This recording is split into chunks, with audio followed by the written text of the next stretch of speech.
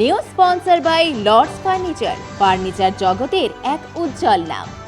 নিজেদের ঘরকে সুন্দর আসবাব দিয়ে সাজাতে আজই আসুন আমাদের প্রতিষ্ঠানে।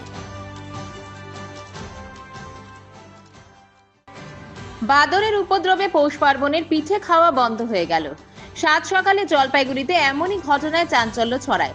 জলপাইগুড়ি শহর সংলগ্ন পাহাড়পুর পাতকাটা কলোনি এলাকায় শতাধিক বাদর এলাকায় বিভিন্ন বাড়িতে ঘরে ঢুকে পিঠে বানানোর চালের গুঁড়ো সহ বিভিন্ন খাদ্য সামগ্রী নষ্ট করে দিয়ে চলে যাচ্ছে বলে অভিযোগ। আর এতেই অতিষ্ঠ এলাকাবাসীরা। জনৈক বাসিন্দা বলেন, চালের গুঁড়ো এনেছিলাম পিঠে খাবো বলে, কিন্তু ইচ্ছে পূরণ হলো না। তার আগেই বাদরের দল ঘরে ঢুকে চালের গুঁড়ো প্যাকেট নিয়ে চম্পট দেয় এবং চালের গুঁড়ো সাবার করে। বুধবার সাত সকালে বাদরের দলকে এলাকা থেকে তাড়ানোর চেষ্টা করছেন বাসিন্দারা।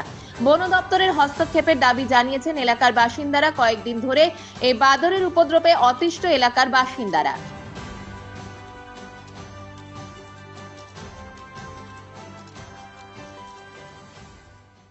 আর কালকে তো পৌষ সংক্রান্তি ছিল, তো পৌষ সংক্রান্তিতে আমরা বহুত কষ্ট করে চালের গুঁড়া কিনে নিয়ে আসি। আর চালের গুঁড়া সে বান্দর নিয়ে পালাইলো সকালবেলা, পিঠেটা বানাবে সকালে।